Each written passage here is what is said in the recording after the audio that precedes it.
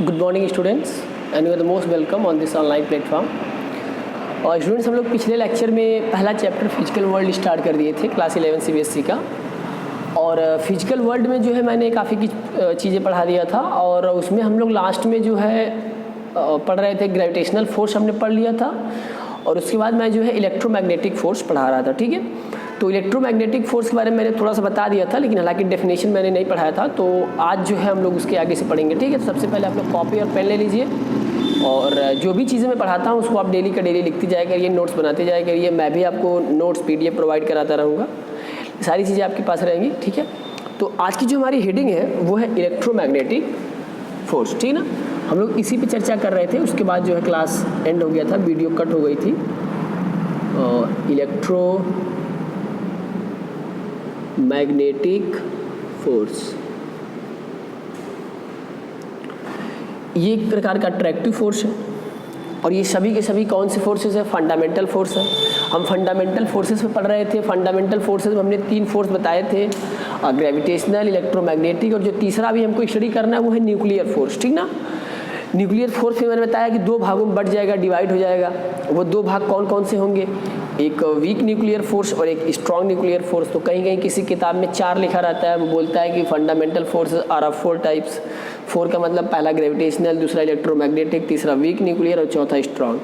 तो चूंकि वीक और स्ट्रॉन्ग दोनों न्यूक्लियर फोर्सेज है, इसलिए हम उसको एक ही साथ पढ़ लेंगे और न्यूक्लियर फोर्स में। ठीक है, उसको हम अलग अलग क्लासीफाई करके देख लेंगे कि वीक वाला कहाँ पे काम करता है और उसकी क्या कैरेक्टरिस्टिक्स होती है और स्ट्रॉन्ग वाला कैसे काम करता है। ठीक है, तो और सबसे पहले आप लोग एक काम किया करिए, जैसे जब क्लास एंड होता है, अभी क्लास चल रहा है, आप लोग पढ़िए, पढ़ने में जब क्लास एंड होता है तो आप लोग वीडियो को लाइक किया करिए। लाइक करने के बाद नीचे फीडबैक दिया करिए कि आज का क्लास कैसा लगा, कोई दिक्कत, कोई परेशानी, समस्या, तो आप लोग नीचे बताया करिए, क्योंकि कमेंट बहुत कम लोगों का आता है। कमेंट सभी लोग करिए, क्लास कैसा लग रहा है, अच्छा लग रहा है या कोई कमी रह गई, कोई दिक्कत रह गया या कोई टॉपिक में पढ़ाया नहीं समझ में आई, तो उस चीज़ को बता दीजिए ना नीचे आप कमेंट करके। जब आप लोग एक्टिव रहेंगे, थोड़ा फीडबैक देंगे तो अच्छा लगता है। ठीक है, तो आइए और सबसे पहले हम लोग पढ़ेंगे इलेक्ट्रोमैग्नेटिक फोर्स। तो मैंने उस दिन बताया था कि जो इलेक्ट्रोमैग्नेटिक वर्ल्ड है ये 2 भागों में टूटकर बना हुआ है। एक इलेक्ट्रो है और जो दूसरा पार्ट है वो है मैग्नेटिक। दूसरा पार्ट क्या है? मैग्नेटिक। तो इलेक्ट्रो का मतलब मैंने बताया था इलेक्ट्रॉन से मतलब है हमको। इलेक्ट्रो का मतलब किससे लेना देना है? इलेक्ट्रॉन से।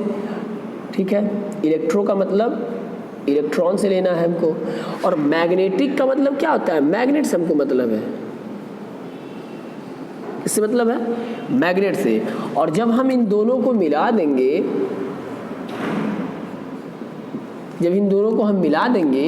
तो इन दोनों को मिलाने के बाद हमें एक नया वर्ड मिलेगा और वो नया वर्ड क्या होगा? इलेक्ट्रोमैग्नेट। वो नया वर्ड क्या होगा? इलेक्ट्रोमैग्नेट। ध्यान से समझिएगा, मैंने बताया था कुछ दिन, अगर मान लीजिए हमारे पास 2 चार्जेस हैं, मान लीजिए ये नॉर्थ पोल है और ये साउथ पोल है। चार्ज नहीं बल्कि यहाँ पे मैग्नेट में बढ़ा रहा हूँ। ठीक है, चार्ज नहीं, अभी चार्ज वाला नीचे बताता हूँ। ये क्या है? हमारे पास 2 मैग्नेट्स हैं, ये नॉर्थ पोल है, इसका साउथ पोल है। मैं यहाँ भी नॉर्थ पोल लिख देता हूँ, यहाँ साउथ पोल लिख देता हूँ। ठीक है, अब ये दोनों मैग्नेट जब आपस में एक फिक्स दूरी पर रहेंगे, यानी एक दूसरे के मैग्नेटिक फील्ड में रहेंगे। मैग्नेटिक फील्ड क्या होती है? मैंने आपको क्लास 10 में काफ़ी अच्छे से पढ़ाया था कि जो भी मैग्नेट होता है उसके नॉर्थ एंड से मैग्नेटिक फील्ड लाइंस निकलती हैं और साउथ एंड से एंटर करती हैं। देखिए ऐसे, काफ़ी अच्छे से मैंने आपको क्लास 10 में पढ़ाया था। जो स्टूडेंट पुराने हैं और जो न्यू है वो भी पढ़े होंगे कहीं ना कहीं क्लास 10 में। ये देखिए मैग्नेटिक फील्ड लाइन्स है। अच्छा, एक चीज़ मैंने और बताया था कि जो मैग्नेटिक फील्ड लाइंस होती है इनकी एक स्पेशल क्वालिटी होती है। स्पेशल क्वालिटी ये होती है कि ये कभी भी एक दूसरे को क्रॉस ओवर नहीं कर सकती है। ऐसा हम नहीं कर सकते कि ये वाली लाइन स्टार्ट करके और ऐसे लेके चली जाए, ऐसा हो ही नहीं सकता है। वो एक दूसरे को क्रॉस ओवर कभी भी नहीं करेंगी। और जो मैग्नेटिक फील्ड लाइंस होती हैं वो हमेशा और हमेशा नॉर्थ पोल से निकलेंगी और साउथ पोल से एंटर करेंगी मैग्नेट में। ठीक ना, तो जिस प्रकार से इसमें काम हो रहा है ठीक उसी प्रकार से इसमें भी होगा। इसमें भी इसकी फील्ड ऐसे निकलेगी, यहाँ जाएगा, फिर इसका ऐसे यहाँ जाएगा, इसकी लाइंस आएंगी ऐसे जाएंगी, ऊपर से देखेंगे तो इस प्रकार से, है ना। देखिए दोनों मैग्नेट है, दोनों मैग्नेटिक तो ये जहाँ तक इस मैग्नेटिक लाइंस का क्षेत्र है, यानी जहाँ तक ये मैग्नेट से जो लाइंस निकल रही हैं, जितनी एरिया कवर कर रही हैं, वो उतनी एरिया इसकी मैग्नेटिक फील्ड कहलाएगी। जो रेड कलर वाली एरिया है ये इसकी मैग्नेटिक फील्ड है, और जो ब्लू कलर वाली एरिया है ये इस मैग्नेट की, यानी हम कह सकते हैं कि दोनों की जो मैग्नेटिक फील्ड की एरिया है वो आपस में कुछ कोलैप्स कर रही है, मिलजुल रही है। और कहने का मतलब ये हमारा है कि दोनों मैग्नेट एक दूसरे के मैग्नेटिक फील्ड में एंट्री कर चुके हैं। तो कहने का मतलब जब हम किसी के एरिया में एंट्री कर जाते हैं ना, तो उस एरिया में जिसकी एरिया में हम एंट्री करते हैं उसका कुछ ना कुछ हमें इफेक्ट दिखता है। तो जैसे ही ये वाला मैग्नेट इसके मैग्नेटिक फील्ड में आएगा या ये वाला मैग्नेट इसके मैग्नेटिक फील्ड में आएगा, तो उन दोनों के बीच में एक फोर्स काम करने लगेगा। अब वो फोर्स अट्रैक्शन का भी हो सकता है और वो फोर्स रिपल्सन का भी हो सकता है। अट्रैक्शन का कब होगा? जब ये नॉर्थ और साउथ सामने होंगे, यानी इसमें अट्रैक्शन काम करेगा। और अगर कहीं ये साउथ वाला साउथ के सामने आ जाता या नॉर्थ वाला इधर आ जाता, तो उस समय क्या होता? तब दोनों में रिपल्सन होने लगता है। तो मेरे कहने का मतलब ये है कि अगर दो मैग्नेट एक दूसरे के मैग्नेटिक फील्ड में रखे हुए हैं, तो उन दोनों के बीच में फोर्स काम करेगा, और वो फोर्स कैसा होगा? चाहे अट्रैक्शन का होगा चाहे रिपल्सन का होगा। उसी प्रकार से इलेक्ट्रॉन मतलब क्या है? एक चार्ज पार्टिकल है। तो इलेक्ट्रॉन का मतलब हमारा किससे? चार्ज से लेना देना है। इलेक्ट्रॉन कहने का मतलब हम किसकी बात कर रहे हैं? चार्ज, जिसको हिंदी में आवेश और इसको क्यू से डिनोट करते हैं, क्यू से। अभी आगे आप लोग पढ़ेंगे चार्ज के बारे में काफ़ी अच्छे से, ठीक है। लेकिन थोड़ा मोड़ा मैंने चार्ज के बारे में थोड़ा मोड़ा क्या मैंने बहुत ज़्यादा बताया था। क्लास 10th में मैंने इलेक्ट्रिसिटी पहले ही चैप्टर में काफ़ी अच्छे से डिस्कशन किया था इस पर, ठीक है। तो ये चार्ज जो क्यों होता है, जैसे कि मैंने बताया ना, अभी आपको दो मैग्नेट जब ले लेंगे तो उन दोनों मैग्नेट्स की एक फिक्स एरिया होगी, उस फिक्स एरिया में उनका हम इफेक्ट देख सकते हैं। जैसे मान लीजिए एक यहाँ पे, तो जिस प्रकार से इनकी मैग्नेटिक फील्ड होती है उसी तरह से ये इलेक्ट्रिक फील्ड इनकी होती है, ठीक है। तो ये एक मैंने पहला आवेश क्यू लिया, दूसरा आवेश भी अगर आपको दिक्कत है तो ये Q1 Q2 हम लोग कर देते हैं, यानी पहला आवेश, और ये वाला जो है ये दूसरा आवेश यानी चार्ज, ठीक ना। यानी एक चार्ज हमने Q1 लिया, दूसरा चार्ज Q2 लिया है। तो अब जिस प्रकार से इनकी मैग्नेटिक फील्ड लाइन्स होती है उसी तरह इनकी इलेक्ट्रिक फील्ड लाइन होती है। और जब इलेक्ट्रिक फील्ड लाइन होगी यानी जहाँ तक इनका इफेक्ट देखेगा, तो उस आसपास की जो एरिया होगी उसको हम इलेक्ट्रिक फील्ड बोलेंगे, यानी जहाँ तक इनका हम इफेक्ट देख सकते हैं, जहाँ तक हम इनका इफेक्ट क्या करें? देख सकते हैं। यानी ये एरिया में अगर आप कोई दूसरा चार्ज लेकर आ रहे हैं तो यहाँ पे ये चार्ज जो Q2 रखा हुआ है या तो इसे रिपेल करेगा या अट्रैक्ट करेगा। अब रिपेल कब करेगा? जैसे मान लीजिए अगर ये पॉजिटिवली चार्ज होगा और इसके सामने भी पॉजिटिवली चार्ज आ जाए तो उसको रिपेल करेगा, और अगर ये पॉजिटिव है इसके सामने नेगेटिव आ गया तो वही उसको अट्रैक्ट करेगा। कहने का मतलब दोनों की अगर जो नेचर है अगर अपोजिट है, पॉजिटिव नेगेटिव है तो अट्रैक्ट करेंगे, और पॉजिटिव पॉजिटिव है या नेगेटिव नेगेटिव है तो दूसरे को रिपेल करेंगे। जिस तरह से इसकी इलेक्ट्रिक फील्ड हो गई उसी तरह इसकी भी इलेक्ट्रिक फील्ड होगी कि नहीं होगी? बिल्कुल होगी भैया, ये भी चार्ज है, और जब ये चार्ज है तो इसकी भी इलेक्ट्रिक फील्ड हो गई। तो जब एक दूसरे के इलेक्ट्रिक फील्ड में ये सब इंटर कर जाएंगे यानी कोलैप्स कर जाएगी इलेक्ट्रिक फील्ड आपस में, तो होगा क्या? तो यहाँ पे भी एक दूसरे पे यहाँ पे फोर्स काम करने लगेगा, ठीक है। देखिए एक दूसरे के मैग्नेटिक फील्ड में लाइन जब इंटर कर गई तो यहाँ पे भी फोर्स काम किया। ठीक उसी प्रकार से ये इसका इलेक्ट्रिक फील्ड मैंने दिखाया रेड कलर से, और ये ब्लू वाला की इसका इलेक्ट्रिक फील्ड है। जब इन दोनों की इलेक्ट्रिक फील्ड कोलैप्स कर गई यानी ये जो चार्ज है इसकी इलेक्ट्रिक फील्ड में भी आ गया और ये वाला चार्ज इसकी इलेक्ट्रिक फील्ड में आ गया, यानी एक दूसरे की कॉन्टैक्ट में आ गए। और जब कॉन्टैक्ट में आ जाएंगे तो जाहिर सी बात है यहाँ भी फोर्स काम करेगा। अब वो फोर्स ऑफ अट्रैक्शन भी हो सकता है, फोर्स ऑफ रिपल्सन भी हो सकता है, ठीक है। तो मेरे समझाने का मतलब ये था कि अगर दो मैग्नेट आपस में कॉन्टैक्ट में लाए जाते हैं तो उन पे फोर्स एक्ट करेगा, यानी एक्सपीरियंस करेंगे फोर्स का। या दो चार्जेस अगर आपस में कांटेक्ट में लाए जाते हैं तो वहां पे भी फोर्स काम करेगा, ठीक है। लेकिन अगर मान लीजिए हम इन्हीं दोनों से मिला करके यानी मैग्नेट को और चार्ज को मिला करके कोई नया सब्सटेंस कोई नया मटेरियल बना दें तो क्या वो फोर्स नहीं एक्ट करेगा? ये उस पर फोर्स नहीं काम करेगा? क्या वो फोर्स एक्सपीरियंस नहीं करेगा? बिल्कुल करेगा, वो भी करेगा। क्यों करेगा? क्योंकि ये दोनों से जिनसे मिलके बना हुआ है ये दोनों के दोनों आपस में फोर्स का एक्सपीरियंस करते हैं, और अगर फोर्स का एक्सपीरियंस करते हैं तो जब इसी से मिलकर के इलेक्ट्रोमैग्नेट बनेगा तो ये भी फोर्स तो एग्जिस्ट करेगा। और इलेक्ट्रोमैग्नेट होता क्या है ये बेहतर तरीके से क्लास 10th सेकेंड चैप्टर में मैंने पढ़ाया है।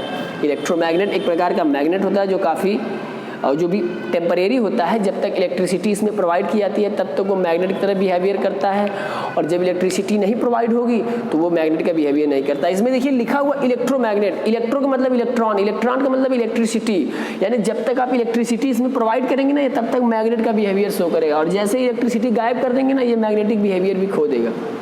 कौन? इलेक्ट्रोमैग्नेट। इलेक्ट्रोमैग्नेट तभी तक वर्क करेगा जब तक इसमें इलेक्ट्रिसिटी पास होगी। लिखा हुआ है इलेक्ट्रॉन मतलब इलेक्ट्रॉन, इलेक्ट्रॉन से मतलब क्या होता है? इलेक्ट्रिसिटी, यानी जब तक आप इलेक्ट्रिसिटी प्रोवाइड करिए तो ये मैग्नेट का काम करेगा, और अगर इलेक्ट्रिसिटी नहीं प्रोवाइड करेंगे मैग्नेट काम नहीं करेगा। तो कहने का मतलब ये एक प्रकार का चार्ज पार्टिकल है। तो कैसे मिलकर बना है? इलेक्ट्रॉन, यानी इलेक्ट्रॉन से और मैग्नेट से मिलकर बना, यानी आवेश से और मैग्नेट से मिलकर, यानी दोनों के कॉम्बिनेशन से बनता है। आई बात समझ में? तो अगर इलेक्ट्रॉन मैग्नेट बन गया है तो जाहिर सी बात है इस पर कोई ना कोई फोर्स काम करना स्टार्ट कर देगा, क्योंकि ये पार्टिकल बन गया, चार्ज पार्टिकल बन गया, फोर्स एक्सपीरियंस करेगा, और जो फोर्स इस पे काम करेगा उसी फोर्स का नाम होगा इलेक्ट्रोमैग्नेटिक फोर्स। काफ़ी बेहतर तरीके से मैंने समझा दिया, इससे ज़्यादा एक्सप्लेनेशन की आपको ज़रूरत नहीं है, आप समझ के होंगे। ठीक है, इलेक्ट्रॉन प्लस मैग्नेट इलेक्ट्रोमैग्नेट, और इसी इलेक्ट्रोमैग्नेट पे जो फोर्स काम करेगा उसी को हम इलेक्ट्रोमैग्नेट बोलेंगे। ठीक है, स्क्रीनशॉट लेना हो तो आप लोग स्क्रीनशॉट ले सकते हैं। ठीक है, आई बात समझ में? यानी कहने का मतलब ये है कि जो चार्ज पार्टिकल्स पे फोर्स काम करता है उसी को हम इलेक्ट्रोमैग्नेटिक फोर्स कहते हैं। ठीक है, तो डेफिनेशन आप लोग लिखिएगा, मैं इसको भी रेज कर देता हूँ।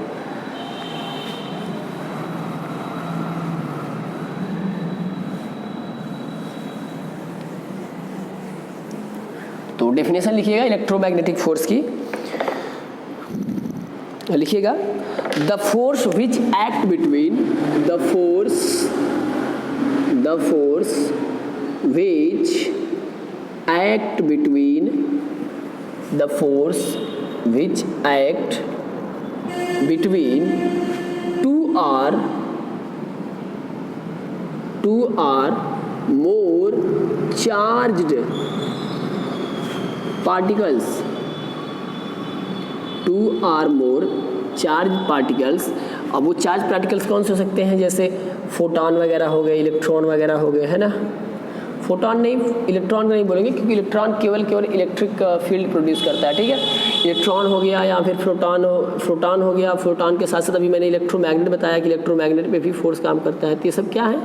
चार्ज पार्टिकल है सर, इलेक्ट्रोमैग्नेट। ठीक है, तो यानी the force which act between two or more charge particles is called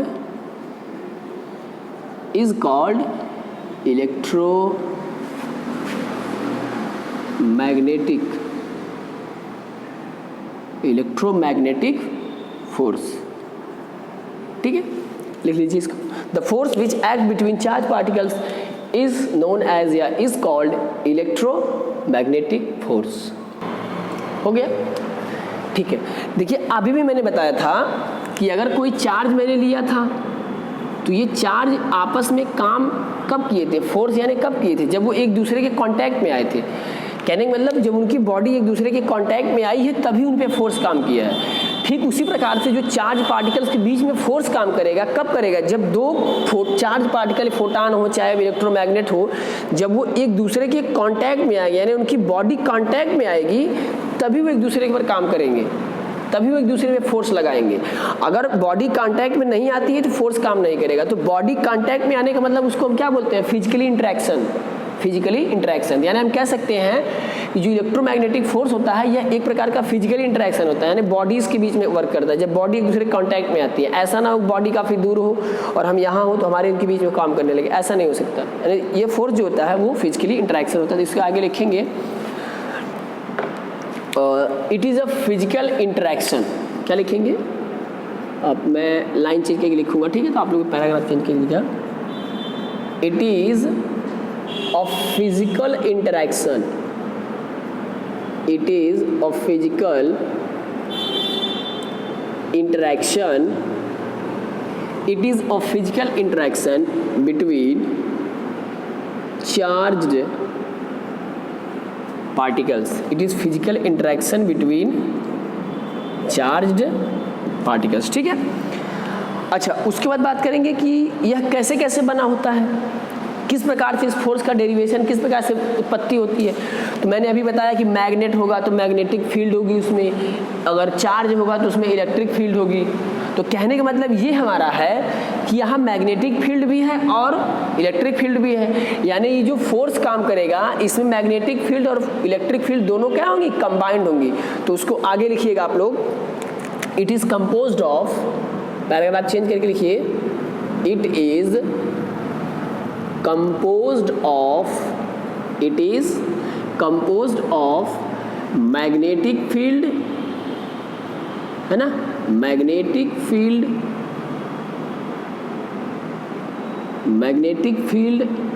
and electric field, magnetic field and electric field, ठीक है। यानी मैग्नेटिक फील्ड और इलेक्ट्रिक फील्ड दोनों से मिल करके बना होता है, ठीक है। आई बात समझ में? तो इतना लिख लीजिए इलेक्ट्रिक फोर्स के बारे में, इलेक्ट्रोमैग्नेटिक फोर्स के बारे में। और इलेक्ट्रोमैग्नेटिक फोर्स जो होता है वो दो प्रकार के सब्सटेंसेस से मतलब बने हुए, यानी जो इलेक्ट्रोमैग्नेट हो या फोटॉन हो उनसे बने हुए सब्सटेंसेस के बीच में काम करता है, जैसे मैंने यहाँ लिखा भी है। यह एक प्रकार का फिजिकल इंटरेक्शन होता है और यह मैग्नेटिक फील्ड और इलेक्ट्रिक फील्ड दोनों का कंपोज होता है। क्यों होता है? क्योंकि इसमें मैग्नेटिक का भी रोल होता है और इलेक्ट्रॉन का भी यानी चार्ज का भी रोल होता है, ठीक है। तो देख लीजिए, स्क्रीनशॉट ले लीजिए। आगे जो है हम लोग पढ़ेंगे जो लास्ट वाला हमारा फंडामेंटल फोर्स बचा है वो है न्यूक्लियर फोर्स। न्यूक्लियर फोर्स पढ़ेंगे और न्यूक्लियर फोर्स के बाद उसको वीक और स्ट्रांग दो भागों में हमने बांट दिया है और उसको भी पढ़ेंगे, ठीक ना। तो देखिए हेडिंग रहेगी न्यूक्लियर फोर्स, ठीक है, न्यूक्लियर फोर्स, ठीक है, हेडिंग आएगी न्यूक्लियर फोर्स। तो थोड़ा सा समझिएगा कॉन्सेप्ट में थोड़ा सा बताने जा रहा हूँ। कोई एटम है, उस एटम का मान लेते हैं ये न्यूक्लियस है, ठीक है, और इस न्यूक्लियस के बाहर इसकी सेल्स होंगी, है ना। हम जानते हैं ना कि किसी भी एटम में एक ही सेल होती नहीं है, कई सेल्स होती हैं। चलिए मान लेते हैं, यहाँ तक छोड़ देते हैं। तो ये वाली जो सेल है वो K है, फिर ये L है, फिर M है, ये आगे आती है तो N हो जाती है, फिर O, मतलब कुल मिला के 7 सेल्स होती है ना। तो किसी एटम का ये न्यूक्लियस है। इस न्यूक्लियस में कौन कौन रहता है? इस न्यूक्लियस में कौन कौन रहता है? तो इस न्यूक्लियस में न्यूट्रॉन प्लस प्रोटॉन रहता है। ध्यान दीजिएगा, न्यूक्लियस में देखिए ये किसी एटम का क्या है? न्यूक्लियस है, ठीक है। इस न्यूक्लियस में कौन कौन रहता है? न्यूट्रॉन और प्रोटॉन रहता है, ठीक है, न्यूट्रॉन और प्रोटॉन रहता है। तो न्यूक्लियस के बाहर की जो सेल्स होती हैं उन सेल्स में जो है इलेक्ट्रॉन रहता है। यानी अगर इलेक्ट्रॉन की हम बात करें तो यहाँ पे इलेक्ट्रॉन होगा, इस सेल्स में भी होगा, इस सेल में भी होगा और इस, यानी हर जगह इलेक्ट्रॉन क्या होते हैं? डिस्ट्रीब्यूटेड होते हैं अलग अलग सेल्स में। लेकिन जो न्यूक्लियस होगा उस न्यूक्लियस में केवल और न्यूट्रॉन और प्रोटॉन होते हैं, ठीक है, ये अच्छे समझिएगा। अब एक चीज़ और आप याद करिए कि जब आप किसी एटम के बारे में पढ़ते हैं, जैसे आप एटम का एटॉमिक नंबर पढ़ते हैं तो आप कहते हैं ना कि सर अगर किसी एटम का एटॉमिक नंबर मान लीजिए 12 है, 12 पे जैसे मैग्नीशियम आता है, तो आप कहेंगे कि सर इस मैग्नीशियम का जो एटॉमिक नंबर 12 है, तो इसका मतलब यह आप कहना चाह रहे हैं कि उसमें 12 इलेक्ट्रॉन भी हैं और 12 प्रोटॉन भी हैं। देखिए 12 इलेक्ट्रॉन और 12 प्रोटॉन, यानी 12 electrons and 12 protons are present कहाँ पे? मैग्नीशियम के पूरे एटम में, ठीक है। तो अब आप ये बताइए कि यहाँ पे जो 12 इलेक्ट्रॉन है ये तो पूरा अलग अलग सेल्स में डिस्ट्रीब्यूटेड है, यानी अधिक एरिया में फैले हुए, ज़्यादा डिस्टेंस लिए हुए। डिस्टेंस नहीं कहा जाएगा, यहाँ पे एरिया कहा जाएगा। यानी इलेक्ट्रॉन्स जो है अधिक एरिया में फैले हुए हैं, यानी डिस्ट्रीब्यूटेड हुए। लेकिन अगर हम बात करें वही प्रोटॉन्स की तो आप कहेंगे सर इसमें कुछ न्यूट्रॉन भी हैं, प्रोटॉन भी हैं और इतनी ही थोड़ी सी डिस्टेंस यानी उसी न्यूक्लियस में क्यों पड़े हुए हैं? कैसे पड़े हुए हैं? जहाँ पे जगह कम होता है, जहाँ पे डेंसिटी ज़्यादा होता है, वहाँ पे आमतौर पे होता क्या है कि वहाँ पे धक्का मुक्की यानी टकराव होने लगता है, कोलिजन होने लगता है। कोलिजन कारण प्रोटॉन और न्यूट्रॉन तो इसमें छटक जाना चाहिए, बाहर निकल जाने चाहिए, लेकिन ऐसा नहीं होता है। क्यों? इतनी ही डिस्टेंस में, इतनी ही एरिया में न्यूट्रॉन प्रोटॉन दोनों आसानी से, तो आप कहेंगे सर यहाँ पे एक इन दोनों के बीच में ना एक अट्रैक्टिव और स्ट्रांग फोर्स काम करता है। जो अट्रैक्टिव फोर्स होता है ना, उसी का नाम न्यूट्रॉन और उसी का नाम न्यूक्लियर फोर्स है। आई बात समझ में? अच्छा, तो मैंने ये समझा दिया आपको। अब ध्यान दीजिएगा यहाँ पे कि ये जो न्यूट्रॉन और प्रोटॉन्स होते हैं, न्यूट्रॉन को मैं स्मॉल n से लिख रहा हूँ और प्रोटॉन्स को स्मॉल p से लिख रहा हूँ। इन न्यूट्रॉन और प्रोटॉन्स को जब हम एक साथ इनको बुलाएंगे तो हम इनको एक साथ जो बुलाते हैं, इनका नाम होता है न्यूक्लियॉन। क्या होता है? न्यूक्लियॉन। न्यूक्लियॉन यानी न्यूट्रॉन और प्रोटॉन को जब हम एक साथ बोलेंगे तो हम कहेंगे उसे न्यूक्लियॉन। न्यूक्लियॉन कहने का मतलब आपके दिमाग में आना चाहिए कि सर न्यूट्रॉन और प्रोटॉन दोनों की बात कर रहे हैं, और अगर हमको अलग अलग बोलना होगा तो हम अलग अलग न्यूट्रॉन प्रोटॉन बोलेंगे। तो कहने का मतलब मैं आपको डेफिनेशन जब बताने जा रहा हूँ तो डेफिनेशन को समझिए, किस तरह से आप आसानी से डेफिनेशन अपनी भी बना सकते हैं। किस प्रकार बनाएंगे?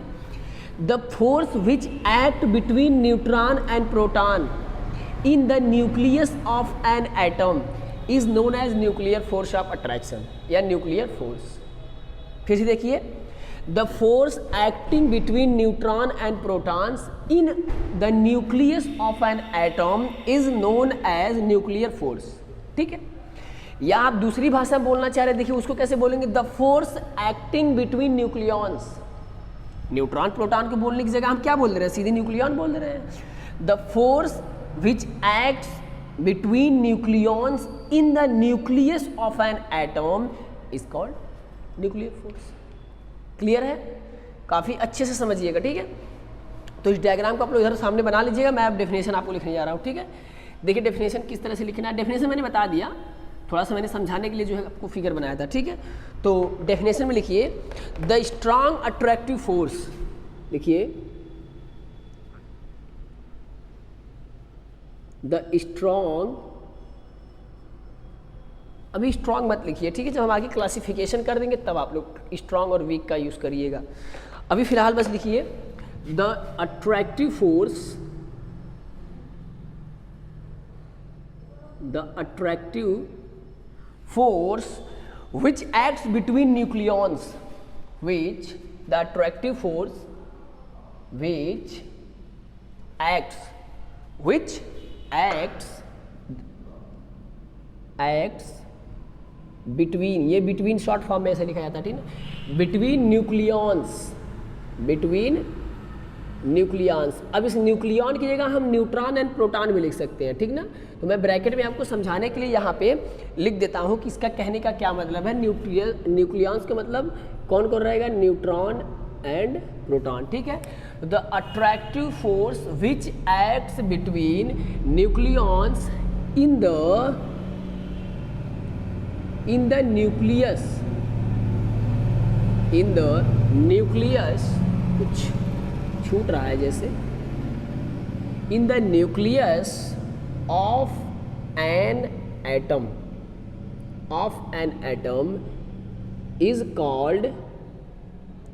Is called nuclear force.